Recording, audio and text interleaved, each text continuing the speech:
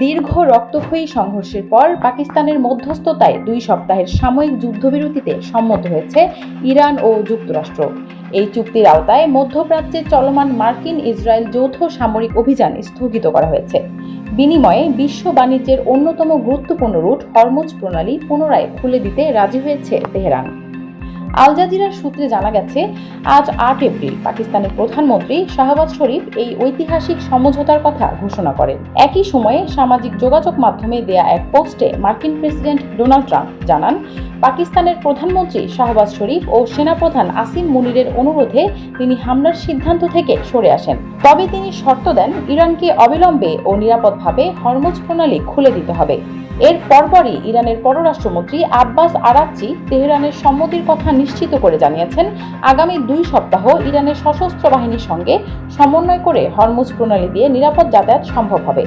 শাহবাজ শরীফ আরও জানান, আগামী 10 এপ্রিল থেকে পাকিস্তানের রাজধানী ইসলামাবাদে 2 দেশের মধ্যে আনুষ্ঠানিক আলোচনা শুরু হবে। এই আলোচনায় 10 দফা দাবি উত্থাপন করতে যাচ্ছে ইরান। দাবিগুলোর মধ্যে রয়েছে ইরানি সশস্ত্র বাহিনীর সঙ্গে সমন্বয় করে হরমুজ প্রণালীতে নিয়ন্ত্রিত যাতায়াত ব্যবস্থা চালু করা, যা ইরানকে একটি অনন্য অর্থনৈতিক ও ভূরাজনৈতিক অবস্থানে নিয়ে যাবে।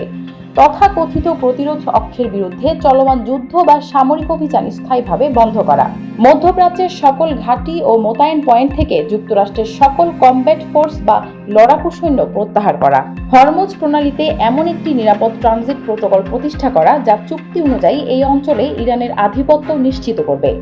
যুদ্ধের ফলে ইরানের যে পরিমাণ ক্ষয়ক্ষতি হয়েছে তার একটি পূর্ণাঙ্গ হিসাব অনুযায়ী সম্পূর্ণ ক্ষতিপূরণ প্রদান করা, ইরানের উপর আরোপিত সকল প্রাথমিক ও মাধ্যমিক নিষেধাজ্ঞা এবং IAEA এর বোর্ড অব গভর্নর ও নিরাপত্তা পরিষদের সকল রেজলিউশন বা প্রস্তাবনা বাতিল করা, বিদেশে জব্দ হয়ে থাকা ইরানের সকল সম্পদ ও সম্পত্তি অবিলম্বে অবমুক্ত করা, প্রস্তাবিত সকল বিষয়কে একটি বাধ্যতামূলক নিরাপত্তা পরিষদ রেজলিউশনের মাধ্যমে অনুসমর্থন বা আইনি ভিত্তি প্রদান করা।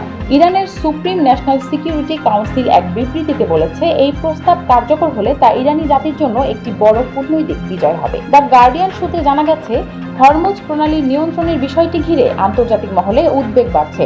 5 সপ্তাহ ধরে চলা সংঘাতের কারণে বিশ্ব জ্বালানি তেলের প্রায় 1/5 পরিবহনের এই গুরুত্বপূর্ণ রুট কার্যত বাধাগ্রস্ত হয়ে আছে। ইরানের নতুন প্রস্তাবে বলা হয়েছে, প্রণালীটি ব্যবহারকারী জাহাজ থেকে প্রায় $20 লাখ ফি আদায় করা হবে, যা ওমানের সঙ্গে ভাগ করে যুদ্ধ বিধ্বস্ত অবকাঠামো পুনর্গঠনে ব্যয় করা হবে।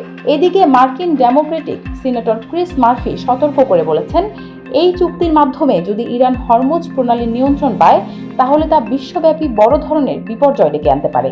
রাজনৈতিক বিশ্লেষকদের মতে ইরানের এই কঠোর শর্তগুলো যুক্তরাষ্ট্র পুরোপুরি মেনে নেবে এমন সম্ভাবনা খুবই কম। তবে ট্রাম্পের সাম্প্রতিক নমনীয় অবস্থান এবং হামলা স্থগিতের ঘোষণা ইঙ্গিত দিচ্ছে 10 দফা প্রস্তাবে ইসলামাবাদ বৈঠকের মূল আলোচ্য বিষয় হতে যাচ্ছে। যদিও শুরু থেকেই ইরান তাদের অবস্থানে অনড়, তবুও চূড়ান্ত সমঝোতায় পৌঁছাতে উভয় পক্ষকে কিছু বিষয়ে ছাড় দিতে হতে পারে। News desk, Manabzamin.